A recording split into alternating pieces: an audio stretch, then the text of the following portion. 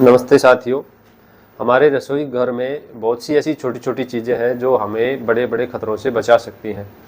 ऐसी ही आज एक मैं नुस्खे के बारे में बात करूंगा जो शायद आपको पहले भी पता है, और हमारी जो दादी नानी या बड़ी जो औरतें हैं घर में, उनको ये नुस्खे पहले से पता है। लेकिन आजकल मॉडर्न जब हम होते चले गए हैं तो उसमें हम इन चीज़ों को भूलते जा रहे हैं। तो ऐसे ही मैं आज पेट दर्द के बारे में बहुत ही सिंपल से नुस्खे आपको बताऊंगा, जिसकी वजह से अभी हाल फिलहाल में मुझे उसका सामना करना पड़ा। और एक ऐसे पेशेंट जिसको डॉक्टर ने अपेंडिक्स का ऑपरेशन बोल दिया था, लेकिन मात्र एक छोटे से नुस्खे से और उसका पेट दर्द ठीक हो गया। तो मैंने सोचा कि ये चीज़ें लोगों को बतानी चाहिए, अवेयर करते रहना चाहिए समय समय पर। तो आज हम पेट दर्द के बारे में बातचीत करते हैं। जैसे पेट दर्द काफ़ी वजह हो सकती हैं, काफ़ी कारण हो सकते हैं, और पेट दर्द के तरह तरह सिम्टम भी आते हैं, लक्षण भी अलग अलग होते हैं। लेकिन मुख्यतः आज मैं दो चीज़ों पे ज़्यादा फोकस करता हूँ।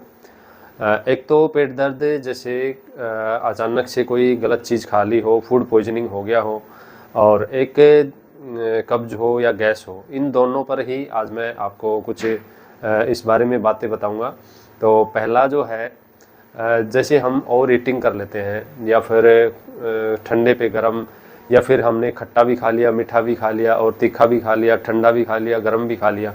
आजकल शादियों का मौसम है और कुछ बच्चे क्या करते हैं, शुरू की स्टाल से लेकर और आखिरी स्टाल जो होती है, फ्रूट हो गया, उसमें पानी पतासे आगे, और भी कुछ चिल्ली, लीची, जूस आ गए, वो सारी चीज़ें टेस्ट करते हैं।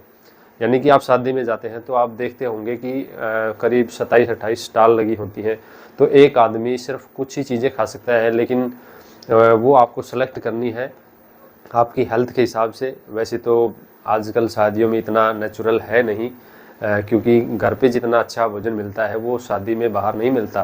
क्योंकि एक शादी का ऐसा माहौल होता है कि हर जगह आपको बहुत ज़्यादा डिमांड होती है, चाहे वो पनीर ले लो या फिर छाछ, दूध, जो भी चीज़ें हैं वो आपको ओरिजिनल बिल्कुल नहीं मिलती।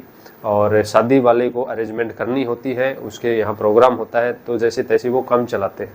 तो वहाँ पे आपको ओरिजिनल तो बिल्कुल कुछ नहीं मिलेगा। समझदार लोग क्या करते हैं कि वहाँ पे जाके अपनी कोई एक सब्जी सेलेक्ट करते हैं, पनीर की तो वो बिल्कुल नहीं करते, और वो अपना खा के चले आते हैं। इसके अदरवाइज़ अगर कोई बच्चा या फिर कोई बुजुर्ग सारी चीज़ें खा लेता है तो और ईटिंग हो जाती है, या फिर उनके आमाशय में गड़बड़ियाँ, क्योंकि आमाशय जो हमारा एंजाइम छोड़ता है वो डिस्टर्ब हो जाता है, और एक प्रकार से फूड पॉइजनिंग हो जाती है आमाशय में। तो उसको रोकने के लिए आपको मैं आज बताता हूँ क्या करना है। यदि ऐसा हो कि आपके बच्चे ने या फिर आपके किसी पारिवारिक सदस्य ने ऐसी चीज़ें उठपटांग खा ली हो, तो उसको आपको क्या करना है, अजवाइन लेनी है आधा चम्मच, और उस पर 2 चुटकी काला नमक, या फिर ना मिले तो सेंधा नमक भी चल जाता है। तो ये आप उसको मिला के थोड़े हल्के गर्म पानी से आप दे सकते हैं। तो आप देखोगे कि मात्र 15-20 मिनट में ही आराम आना शुरू हो जाता है। और दूसरा, यदि आपके पास अमृत धारा है तो आप अमृत धारा या सप्त धारा की भी 3-3, 4-4 बूंदे एक गिलास ताज़े पानी में डालकर और आप वो दे सकते हैं। तो वो भी फूड पॉइजनिंग से जो दर्द होता है हमारे शरीर को, तो वो उसमें राहत प्रदान करता है। इसके अलावा यदि किसी को वाई वादी का दर्द है, जैसे गैस होगी या फिर कब्ज है और उसकी वजह से गैस हुई है, तो उसकी वजह से यदि दर्द होता है तो उसके लिए आप वही आधी चम्मच मेथी दाना, जिसको हल्का हल्का दरदरा कूटना है, और कूटने के बाद उसमें वही सेंधा नमक या फिर काला नमक अच्छा रहता है इसमें, तो वो आप देकर और उसको दे सकते हैं। तो इससे भी वो वाई का दर्द पेट से आराम राहत पा लेता है। तो इस प्रकार से इन मात्र 2 नुस्खों से आप अपने पेट दर्द को ठीक कर सकते हो।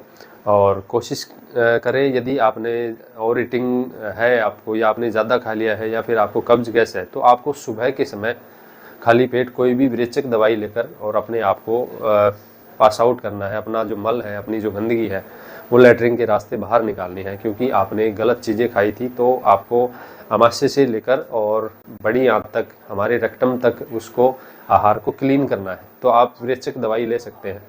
इसके अलावा यदि विरेचक दवाई आप लगातार लेते हैं तो वो बिल्कुल गलत है। विरेचक दवाइयाँ यानी कि दस्त लगाने वाली दवाइयाँ वो कुछ समय के लिए अच्छी होती है, आप 1 या 2 दिन ले सकते हैं। उसके बाद आपको अपने पेट को या अपने आहार को इस तरह से सेटल करना है या एक्सरसाइज करके, ताकि आपको बार बार ऐसे चूर्ण लेने की ज़रूरत ना पड़े। तो इस प्रकार आप अपने आप को स्वस्थ रख सकते हैं। और मेरे साथ कुछ ऐसे ही घटना हुई, इस वजह से मुझे ये चीज़ें बतानी पड़ी।